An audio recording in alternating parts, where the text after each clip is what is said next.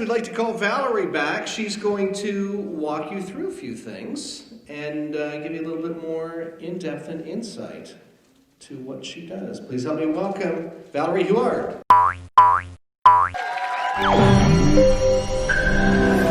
So oftentimes when someone suffers from a traumatic event, either a car accident, a bad divorce, the loss of a loved one, an abuse situation, or the war, their world split in two. So from my experience, this is what happened. You have the inside world or state of mind.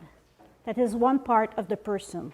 But you have also the outside world or the living environment. Okay?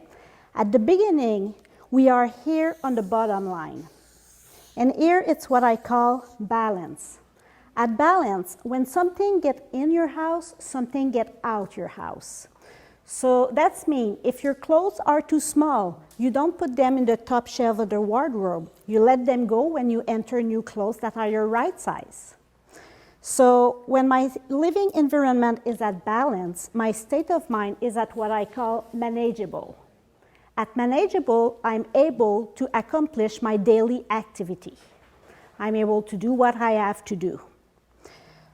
But what happens is a couple things start to work against each other. And then we start accumulating stuff. Up to when we reach here, what I call emotional collecting. So here's the things. Everybody keeps some family heirlooms and souvenir. That's fine. But when you have a traumatic event, you start collecting things also to secure yourself. Because in your state of mind, you are at insecure. But from a clinical point of view, when you are in that zone over here, you are of what the clinician call normal. But from someone who suffers PTSD, there is nothing normal over there. Because your insecurity goes high, you buy new things. You buy new things, you have more stuff at home, so you have more problem, and then your insecurity goes high. And it's go up to that level here where you get diagnosed. And then there is two diagnoses possible. In the living environment, they will diagnose you with hoarding disorder. In the state of mind diagnosis, they will diagnose you with PTSD. Because at that level, you are at a point of having nightmare, flashback, self-harming behavior, suicidal thoughts, and all of those. So there is different professionals working around that cycle. If you have the money and you have the knowledge, you will go and see a psychotherapist or a psychotherapist or a psychologist. They will help you bring your symptom down this way. But they won't come at home helping you decluttering. And if somebody brings you to a social worker, they will tell you you have to declutter. But they won't come home decluttering with you. So you're alone in that zone that I'm calling at risk. Because you're at risk of being diagnosed. You're at risk of becoming hoarder. And when you cross that line here, you finish in the office of the psychiatrist, who is the one that will diagnose you. And most of the time, they will give you pill and send you to therapy. But you're still not acting over here. So around that journey, the priority of the people are changing. So when you are at the state of living, of balance, you are like normal people. So you're thinking about your finance. You're thinking about your career, your family, traveling. This is what most people do. But when you start to collect things emotionally, you're thinking differently. Your priority are now having more space. I need a bigger home because I have too much stuff. I need a storage facility.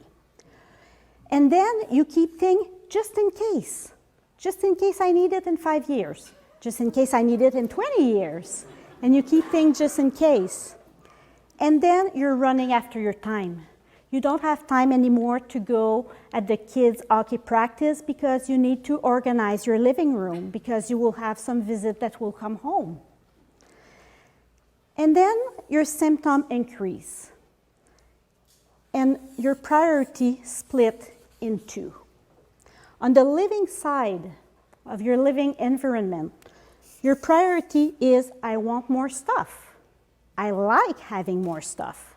I want more stuff because I want that rush of adrenaline, of endorphin that you get when you had more stuff. I want more stuff for that emotional collecting because it secures me. So I want more stuff for my safety, to protect myself from the outside world. But on the state of mind, this is not what you're thinking. You're thinking about, I have nightmare, I have flashback, I'm overeating, I want a relief from that. So you're looking for relief. And when you cross that line here, your priority change again. You're still looking for relief, but you're looking for a reason to continue. You're looking for a reason to live, for a reason to do hour after hour, day after day. So if we look at it in another angle, there is three things that most people know when they have it in their life, they feel fulfilled. But when they lost it, it's dramatic. So those three things are dignity, having your dignity, having your liberty of choice, and knowing who you are or having your identity. Because when you are here at balance, you are high on those three things. You stay high up to you are at emotional collecting. But then two things could happen. There's two scenarios. Either you're in deny, and whoops, you get diagnosed. And when you get diagnosed, you get a label of PTSD or a label of hoarding. You don't know who you are anymore. You even do not know what is your favorite color or your favorite meal. And you lost your liberty. Sometimes they hospitalize you or they force you to take some medicine. The other scenario is right starting at the emotional collecting, you can lose those progressively up to when you arrive at diagnosis. But either way, you're ending up losing your dignity, your liberty, and your identity. So I want to bring you back to that line here of emotionally connecting. That line just becomes entering that at-risk area. So if I draw that line again here of emotional collecting or insecurity, look what happened now. When the person that suffers from PTSD notice three things, notice that they want more space. We need to move. I need a bigger house. They notice that they are really stressed because they keep just in case, and they notice that they're running after their time. What do you think they do? They are doing that popular do it yourself. So they try to declutter the garage in the fall. It is back full again in the spring. They try to declutter their living room. The following week, there's still paper all over the couch and the side table. They try to go to yoga. I will try that. It's supposed to be good to reduce stress. But then after 2 or 3 times, they stop going it because I don't have enough time to go there. So they stop practicing their yoga and they stop going to kids' activity because they need to organize their place. They need to rearrange, repack to be sure that I can pack as much thing as I can, that it's fit as I can in the cupboard.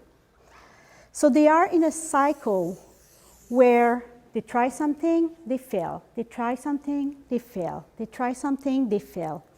Up to 2 things could happen.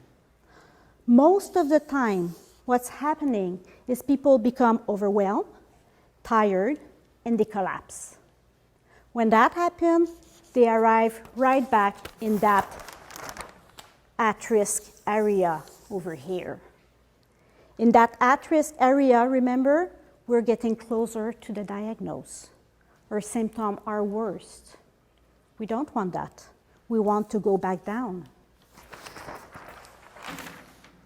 So,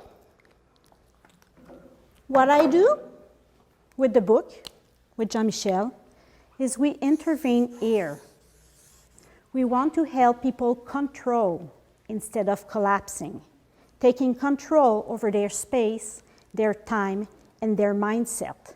And by taking control, we bring them out of there. We bring them out. So when we bring them out, we bring them lower over here, because I want them to come back to the balanced living environment or the state of mind where they manage their symptom. This is what I want. And I have different things to help me doing that. I have the book that you all know about now tonight that can help people go lower on that scale. But we also have programs that we develop and membership that you can enroll in or tell people to enroll, and that can help them coming back down that route.